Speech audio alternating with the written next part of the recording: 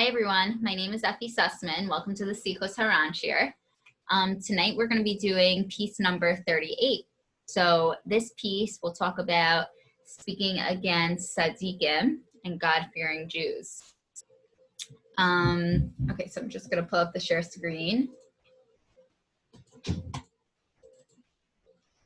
Okay, 38. It is written, they have set their mouth against heaven and their tongues walks about the earth, from Tehillim. Now that atheism has spread, the cord is untied. Vayikra Zohar. For the people to speak against every tzaddik and God-fearing person. Those who do this unleash their tongue against the world as if they think nothing of it at all. Actually, their unbelief is directed against God himself, but they are ashamed to speak out against God, so they turn their unbelief against people. This is the meaning of the verse, they have set their mouth against heaven, for they are actually speaking against God, but they act as if their tongue walks about the earth. Since they are ashamed to speak out against God himself, their tongue walks about the earth. They unleash their tongue against God's followers in the world, but the truth is that they have set their mouth against heaven. So just to recap this, Rebbe Nachman tells us that there are people who don't believe in Hashem. They have atheist thoughts, but they're too embarrassed to say their beliefs and to speak badly against Hashem. So instead, they take it out on the Tzaddikim and the people who are God-fearing Jews. So the second I read this piece, it actually reminded me of a personal story. Like one time I was a guest at someone's Shabbos table, and they invited another guest. And this other guest, was just going on and on about different sects of Hasidic Rebbes that they apparently have a lot of money and their Hasidim were very poor, and he was going from one sect to the other, and I was dying inside, and I was more shy then, but I couldn't take it anymore, and finally I just looked at him. I was like, can we please change the subject? And he looked right back at me and was like, well, what do you want to change it to? And I answered, anything but this, it's offensive. So, the rest of the night, of course, I replayed this whole conversation in my mind. And I was just when I read this piece, this story hit me instantly. And I was like, I wish I would have known this then. I wish I would have known that, because now it kind of all makes sense. Him speaking bad against Rebbes that he has nothing to do with, he wasn't the proper setting to talk about his disbelief or his anger at God. So he was taking it out on the Rebbes, And I do see this piece has a lot of truth in it. I have another close friend who, she went to a modern high school like I did, and she went to Israel with me. We were in the same seminary, and we both flipped out together, became much more observant. And a few years ago, I saw she kind of wasn't keeping as much as she used to, and she wasn't as into things as she used to. And I remember talking to her and wondering what happened. And she said, she was listen, I'm just thinking about all our seminary teachers and how they made this whole way, how they portrayed this whole way of religion and how everything's supposed to be, and none of it's true. And it was all it was all a lie to her. And I was thinking, okay, but what does that have to do with God? What does that have to do with your relationship with God? I don't see the connection. And, I think looking back and learning this piece, I think she probably was. She was her life maybe didn't turn out the way she thought it would. And she was struggling with certain things. And she was having emunah issues, and because of these emunah issues, perhaps she was too ashamed to say that, and she took it out on these rebellion that tried to show her the light, I guess. I don't know, but just also I said, I see how this piece could ring true in a lot of ways and for a lot of people. Back to the piece. So Rebbe Nachman tells us, right, that people are ashamed to talk against Hashem, and instead they talk about Tzaddikim. And I figured I kind of wanted to take this piece to talk a little bit about Tzaddikim. So Rebbe Nachman actually does talk a lot about tzaddikim and connecting to the true tzaddik in a lot of pieces. And I know that this is like a harder subject for some people to swallow, but Rebbe Nachman does talk about this at length, so I kind of wanted to like jump into it a little. So I guess the first thing that I want to bring in about it is a story called The Rabbi's Only Son. So I'm just going to grab the screen share for that. Okay, here it is, The Rabbi's Only Son. There was once a rabbi who had no children. Eventually he had an only son, and he raised and married him off. The son would sit in a room upstairs studying Torah, as was the way with those who were better off. He would constantly study and pray, but he felt a certain lack within himself, though he didn't know what it was. He felt no real taste in his studies and prayers. He told this to two of his young friends who advised him to visit a particular tzaddik. So there was a rabbi who had an only child, and the child was sitting and learning, and one would think everything was good, but the son felt very empty inside. Now this son had performed a certain mitzvah that brought him to the level of the small light. The son told his father he felt no taste in his prayers and studies, and that something was missing, though he didn't know what it was. Because of this, he wanted to visit that tzaddik. What reason could you have to travel to him? Asked his father. Surely you are more learned than he is, and you come from a better family. It is not proper for you to go to him. Don't follow this path. He thus prevented him from going, and this son returned to his studies. Yet he still felt the same lack. Again, he took counsel with the same friends who advised him as before to go to the tzaddik. Again, he went to his father, but the father dissuaded him and prevented him from going. The same thing happened several times. So the father didn't think that it was fitting for his son, who came from a better family and who was sitting and learning and probably was a Talmid Chacham in his own right, to go and visit this tzaddik. The son felt he was lacking something, and he greatly learned to satisfy his need, even though he did not know what it was. He came again to his father and pressed him to the point that the father had no option but to travel with him, since he did not want to let his only son go alone. Father said to him, "You see, I will go with you. I will prove to you that there is nothing of any substance in him." They prepared the carriage and set off on their journey. "I'm going to make a test," said the father. "If everything goes smoothly, it means this journey has been ordained by heaven. But if not, it means it is not ordained by heaven, and we shall go back." So the father said, "Fine, you want to go? Fine, we'll go together. But when we go, we're going to make a test, and we're going to see if it's really like from Hashem that we should go, or we should turn back." They journeyed until they came to a small bridge. One of the horses fell, the carriage overturned, and they almost drowned. "You see," said the father to his son, "things are not going smoothly, and this journey is not ordained by heaven."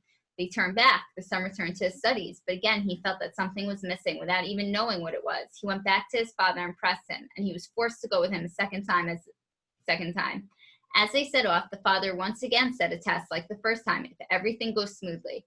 During the journey, it happened that two of the axles of the wheels of the carriage broke. "You see," said the father to his son, "things are not going right. We are not supposed to make this journey. Is it natural for both axles to break? How many times have we traveled in this carriage, and nothing like this has ever happened?" They turned back. The son went back to his studies and once again felt that something was missing. His friends advised him to travel to the tzaddik, and he went back to his father and pressed him until he was forced to travel with him again. The son told him that this time they should not set any tests unless there was a very clear visible sign, as it was quite natural for a horse to fall sometimes or for the axles to break. They journeyed until they came to an inn for the night. A merchant got into conversation with them, as merchants do. They did not reveal their destination because the rabbi felt ashamed to say he was traveling to that tzaddik. They discussed a variety of mundane topics until the conversation came around to the subject of tzaddikim and where they are to be found. The merchant spoke about a certain tzaddik in one place and others in various other places, until they started to talk about the tzaddik to whom they were traveling. "Him?" said the merchant. "He's a lightweight. I'm now on my way back from him. I was there when he committed a sin." The rabbi said to his son, "Do you see what this merchant is saying quite spontaneously without our even asking? Is he not on his way from there?" They turned back and went home. So the son kept on trying to go, and the father kept on making these tests and he prevented the son from seeing this tzaddik. Then the son died.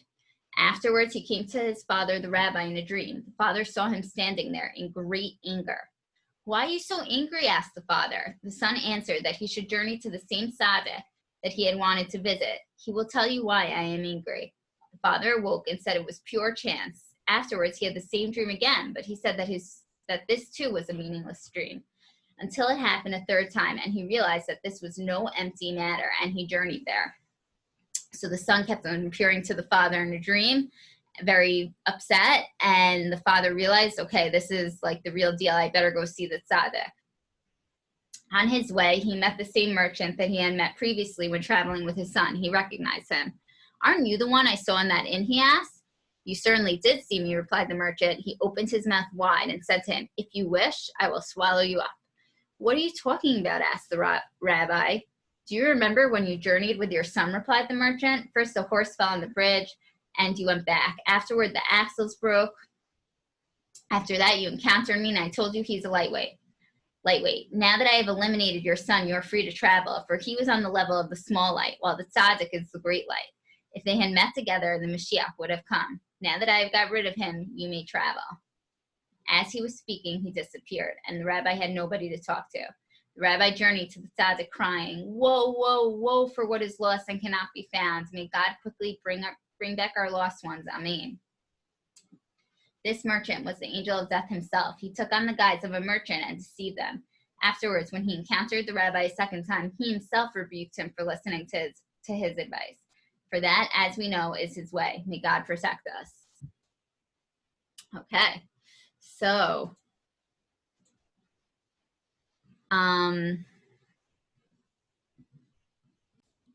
so the father realized that all these obstacles were really just a trick of the Satan. So, and the father felt very bad about it because the Satan wanted to stop this son from meeting the Tzaddik, because that would have brought Mashiach. So I thought this story is great because, you know, we see from it the importance of attaching to Tzaddik, like by the pull that the son had to go. And we also see how the Yetzer Hara works so hard against the person to prevent it. So now, okay, so what is this? Like, what's this pull, right? Why do we need to connect to people greater than us? So I found this piece in Mesilat Yesharim that also talks about connecting to someone wiser and greater. And it's in Parak Gimel. I'm going to pull it up also. But I thought it was nice to see it in a source like Mesilat Yesharim also. So I wanted to share it with you guys.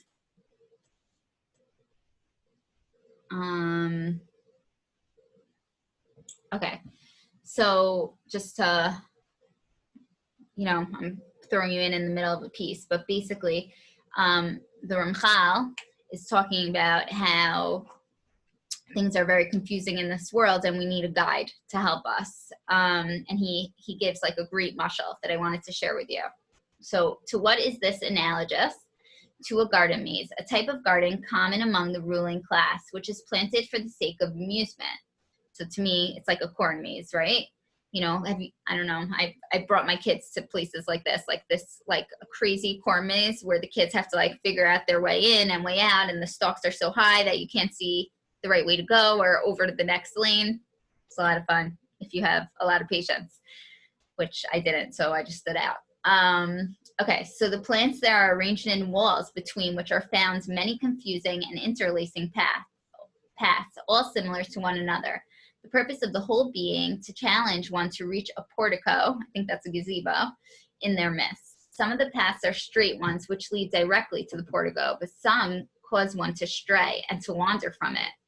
The walker between the paths has no way of seeing or knowing whether he's on the true or the false path, for they are all similar, presenting no difference whatsoever to the observing eye.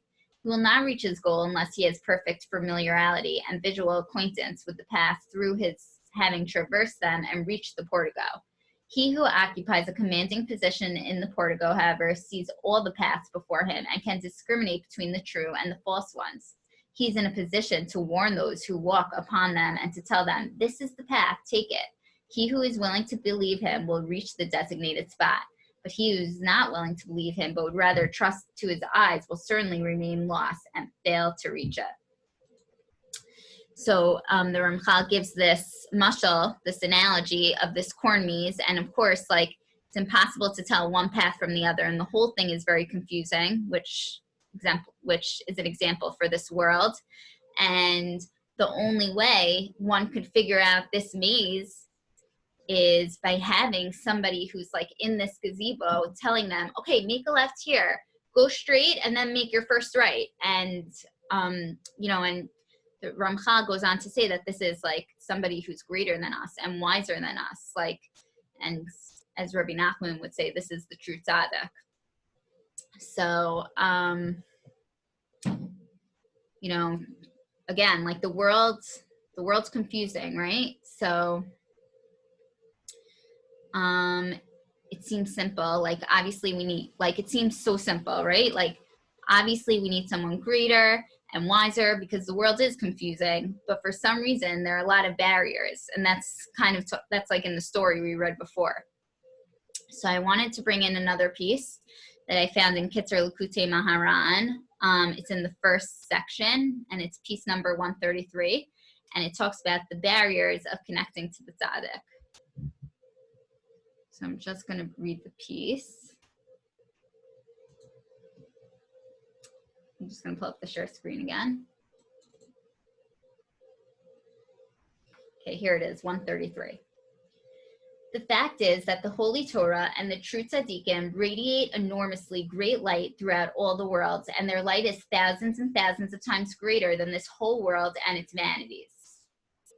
Okay, so this is a fact. Rebbe Nachman saying there is a fact. The fact is that the Torah and the true Tzaddikim, the light is greater than anything in this world. But because people are deeply submerged in worldly vanities, since this would appear most immediately to their vision, and since they imagine that there is nothing better than this, therefore this world, which is actually very small and minuscule and of absolutely no substance or consequence whatsoever, stands in front of their eyes and prevents them from seeing the great and holy light of the Torah and the true Tzaddikim. So even though the Tzaddikim and Torah's light is so much greater, because we have the world, the illusion of the world that's right in front of us, we tend to miss this great light of the Tzaddikim and Torah. Just as if you were to hold a small coin directly in front of your eye, you would not be able to see a large mountain, despite the fact that the mountain is thousands of times larger than the small coin. So too, this small world and the desire for wealth and more money stands in front of a person's eyes and prevents him from seeing the great light of the Torah and the Tzaddikim. So Rebbe Nachman gives this mashal of a small coin right in front of our eyes, that it blocks, you know, it blocks out this gigantic mountain. So it's the same thing with, like, you know, this world is like blocking out the light of the Tzaddikim and the Torah. But if a person reflects upon the fact and really takes to heart that a tiny little thing like this is actually blocking him and preventing him from seeing such great lights, and all because it is directly in front of his eyes, then with the slightest effort, he can easily push this world out of his line of vision. So all the person has to do is just push the coin away, and he'll see this gigantic mountain. And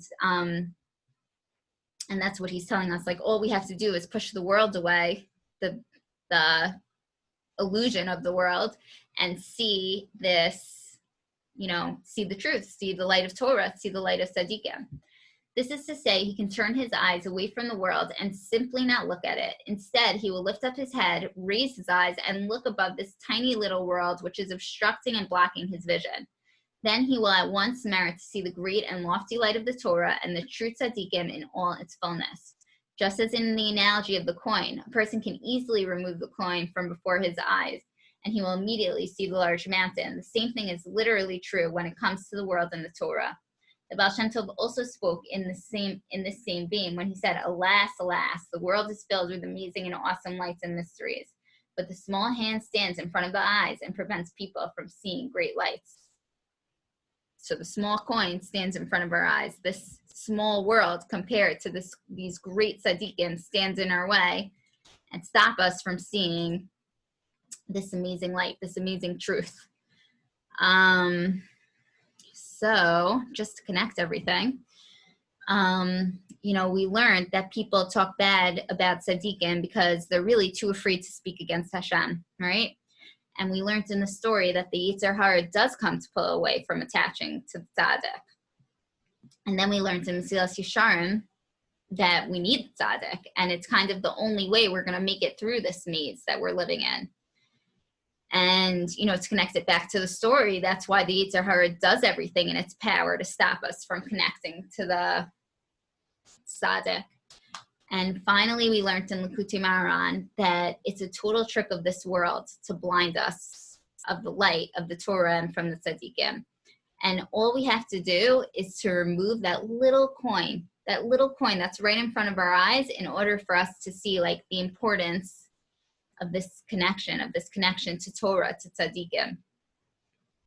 So, I just want to take out of here that, if people are having issues, as we all do, with Hashem and seeing him and struggling with Emunah issues, like maybe instead of like having negativity towards Tzaddikim and God-fearing Jews, like maybe instead we should just reach out to them and have them guide us. So that way we could hopefully, like, we'll be able to see Hashem more clearly. And I just give us all a bracha that we find someone and connect to someone that shows us how to get through the difficult maze of life and shows us like the real light that's hidden behind this illusion. So thank you everyone for listening, and have a great week.